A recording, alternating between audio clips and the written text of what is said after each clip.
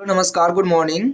इस वीडियो में आपको बताने वाले हैं दुनिया के वो महान योद्धा जिन्होंने पूरी दुनिया को ही जीत लिया था, लेकिन वो भारत को जीत नहीं पाया था। ठीक है ना। तो वो कैसे नहीं जीत पाए थे, इसके बारे में ही आज बात करने वाले हैं। तो चलिए वीडियो को शुरू करते हैं। ठीक है ना। देखिए, सबसे पहले सिकंदर महान के बारे में आप जान लीजिए। इनका जन्म कब हुआ था? तो इनका जन्म हुआ था 356 ईसा पूर्व में हुआ था, बेबीलोन में हुआ था। कहाँ हुआ था? बेबी लोन में हुआ था। ठीक है ना। चलिए आगे बढ़ते हैं। इनके पिताजी का नाम क्या था? सिकंदर महान जो थे, इनके पिताजी का नाम क्या था? तो इनके पिताजी का नाम था फिलिप। ठीक है, option A Philip right answer हो जाएगा। और माताजी का नाम पूछे तो माताजी इनके थे ओलंपिया। ठीक है। और वीडियो थोड़ा सा भी आपको अच्छा लगेगा तो वीडियो को लाइक जरूर कर दें और चैनल को सब्सक्राइब जरूर कर लीजिएगा। ठीक है। और पीडीएफ अगर किसी को चाहिए बाद में वीडियो देखने के बाद क्यूज करने के लिए कि आपको कितना प्रश्न याद हो गया है, उसके लिए आप इस नंबर पे व्हाट्सएप करके आप ले सकते हैं पीडीएफ। ठीक है, पीडीएफ फ्री दिया जाएगा। अगला प्रश्न देखिए, फिलिप जो उनके पिताजी थे, कहाँ के राजा थे? कहाँ का शासक थे वो? तो वो मकदूनिया के शासक थे। ऑप्शन ए राइट आंसर हो जाएगा, मकदूनिया का। ठीक है। अगला प्रश्न है 4 नंबर। जो फिलिप थे उनके पिताजी मकदूनिया का शासक यानी राजा कब बने थे वो? तो ये बने थे, मकदूनिया का शासक बने थे कब?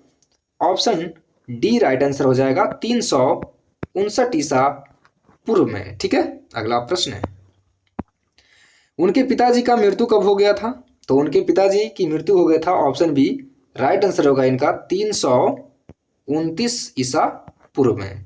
ठीक है। देखिए, सिकंदर महान का जन्म हुआ था 356 ईसा पूर्व में। उनके जो पापा जी थे फिलिप जी, 359 ईसा पूर्व में राजगद्दी पर बैठे थे। और उनके पिताजी की मृत्यु हो गया था 329 ईसा पूर्व में। ठीक है। अगला प्रश्न है, सिकंदर महान के गुरु जी कौन थे? यानी इतने महान व्यक्ति थे, इनका गुरु कौन थे? तो इनका गुरु थे अरस्तु। ऑप्शन बी राइट आंसर हो जाएगा इसका। ठीक है। अगला प्रश्न, सिकंदर ने भारत पर कब आक्रमण कर दिए थे? तो कब आक्रमण कर दिए थे? ये 326 ईसा पूर्व में आक्रमण कर दिए थे। ठीक है। किस पे? भारत पे। एक एक जानकारी आपको मिलेगा, टेंशन न लीजिए। देखिए, सिकंदर का सेनापति कौन था? सेनापति पूछे तो कौन थे? Seleucus Nicator. ये आए हमारे भारत को क्या करने के लिए? ये आए हमारे भारत को लूटने के लिए, राज करने के लिए यहाँ पे आए। और उनको पता ही नहीं था कि यहाँ पे एक शासक है जिनका नाम था चंद्रगुप्त मौर्य। देखिए यहाँ पे चंद्रगुप्त मौर्य के बारे में आपको जरा यहाँ बता दूं। सेल्यूकस निकेटर ने उनके साथ युद्ध किए थे कब? 305 ईसा पूर्व में। चंद्रगुप्त मौर्य ने 305 ईसा पूर्व में सेल्यूकस निकेटर को हरा दिया था। ठीक है। और हराने के बाद इतना नहीं, उसको घुटनों पे ला दिया और उनको मारने ही वाले थे। तो उन्होंने कहा कि हम अपनी बेटी की शादी तुमसे कर देंगे, चंद्रगुप्त मौर्य से। ठीक है। तो बोले ठीक है, करा दीजिए। तो उन्होंने क्या किए, उनकी बेटी का नाम आपको हम जरा बता दें। ठीक है ना। उनकी बेटी का नाम क्या था आपको पता है? तो कमेंट करके जरूर बताएं, नहीं तो हम तो बताएं ही आपको। तो क्या किए, सेल्यूकस निकेटर ने अपनी बेटी की शादी का प्रस्ताव रख दिया। किनके सामने? ये चंद्रगुप्त मौर्य के सामने, कि हमारी बेटी से शादी कर लीजिए। उनकी बेटी का नाम था कर्नेलिया। क्या नाम था? कर्नेलिया। ठीक है। कर्नेलिया उनकी बेटी का नाम था। बोले कि शादी हमारी बेटी से कर लीजिए और फिर ये मत कीजिए, दहेज भी लीजिएगा। ठीक है। बोले दहेज भी देंगे आपको। दहेज में क्या मिला? 4 राज मिला था उनको। कौन कौन? काबुल, ये काबुल है, गंधार, हैरात, मकरान। यानी दहेज बहुत दिन से चल रहा है, दहेज प्रथा बहुत दिन से ही चल रहा है। ये सब दहेज में ही मिला था चारों। किनको? चंद्रगुप्त मौर्य को मिला था, सेल्यूकस निकेटर ने दिए थे। सेल्यूकस निकेटर कौन था? सॉरी सेल्यूकस निकेटर थे सिकंदर महान का सेनापति था। ठीक है ना। वो कब युद्ध किए थे? 305 ईसा पूर्व में। किससे? चंद्रगुप्त मौर्य से किए थे और हार गए थे वो। ठीक है। अगला प्रश्न, सिकंदर का जल सेनापति कौन था? अगर जल की बात करेंगे तो ये अलग हो जाएंगे। ठीक है ना। तो जल सेनापति थे ये निर्याकस। एक बार की बात है, सिकंदर का जो तलवार था वो पानी में गिर गया था। ठीक है ना। वो यही निकाले थे निर्याकस ने। अगला प्रश्न है, सिकंदर के प्रिय घोड़ा, उनके घोड़ा का नाम क्या था? सभी को अपना अपना घोड़ा का नाम पहले होता था। तो उनके घोड़ा का नाम था बहुकेफला, ठीक है, उनके घोड़ा का नाम था बहुकेफला। उन्हीं के नाम पर यानी बहुकेफला के नाम पर उन्होंने एक शहर का स्थापना किया था।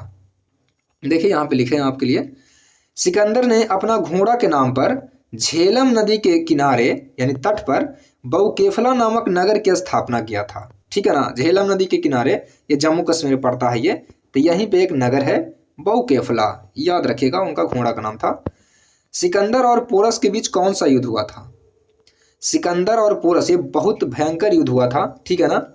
ये दोनों के बीच में युद्ध हुआ था। कौन सा? हाइडेस्पीच का युद्ध हुआ था, हाइडेस्पीच, ठीक है ना। ये बहुत ही खतरनाक युद्ध हुआ था, इसमें सिकंदर जीत गया था इसमें। देखिए यहाँ पे लिखा हुआ, लिख दिए हैं आपके लिए हम। देखिए, सिकंदर की सेना ने भारतीय राजा की सेना को हराया, पोरस को अब पूर्वोत्तर पाकिस्तान में हराया, इनको हरा दिया था, इतना समझ लीजिए। ये लंबे लिखा हुआ है लेकिन आपको समझा दिए पहले। सिकंदर की बेहतरीन रणनीति, इनका बेहतरीन रणनीति था, दिमाग इनके पास बहुत था, जिसमें भारी बारिश में नदी पार करके अपने दुश्मन पर हमला करना भी शामिल था। बहुत भारी बारिश हो रही थी, उसमें भी इनकी जो सेना थे ये उस पर हमला कर दिए। कोई सोचा भी नहीं होगा कि इसमें कोई आ सकता है, लेकिन ये सब चले गए, ठीक है ना।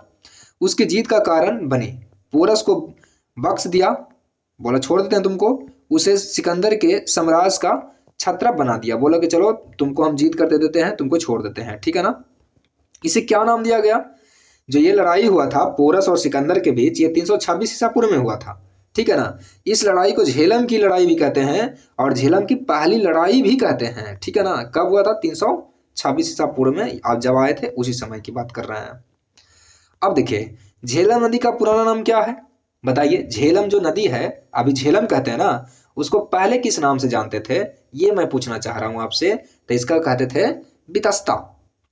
क्या कहते थे? बितस्ता कहते थे, ठीक है ना, बितस्ता। बिपाशा कहते हैं किसको? बियास को, ठीक है, बियास को कहते हैं बिपाशा। बितस्ता कहते हैं किसको? झेलम को, ठीक है। सिकंदर की सेना ने किस नदी को पार करने से मना कर दिया? बोला हम पार नहीं होने वाले हैं। तो कौन सी नदी को पार करने से वो मना कर दिया? क्योंकि डर गया हम ढह जाएंगे, लेकिन फिर भी पार करना पड़ा और जीत गया वो ब्यास नदी थे। और ब्यास को क्या कहते हैं? बिपाशा, ठीक है। अगला प्रश्न देखिए 14 नंबर, सिकंदर भारत से कब लौट गया? बोला जाते हैं अब हम, अपना काम हो गया। तो 1 साल के बाद वो लौट गया, 325 ईसा पूर्व में वो लौट गया, ठीक है ना। अगला प्रश्न देखिए, सिकंदर की मृत्यु कब हो गया? मतलब कितने साल के अवस्था में हो गया? वो जवान ही थे, वो मरे गए 33 वर्ष की अवस्था में मर गए। सोचिए, ये 56 में जन्म लिए, 33 में मर गए, तो कितना साल बताओ? 3 2 यानी कि 23 में मर गए।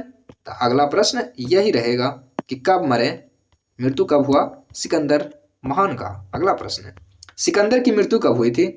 तो सिकंदर की मृत्यु हुई थी कब?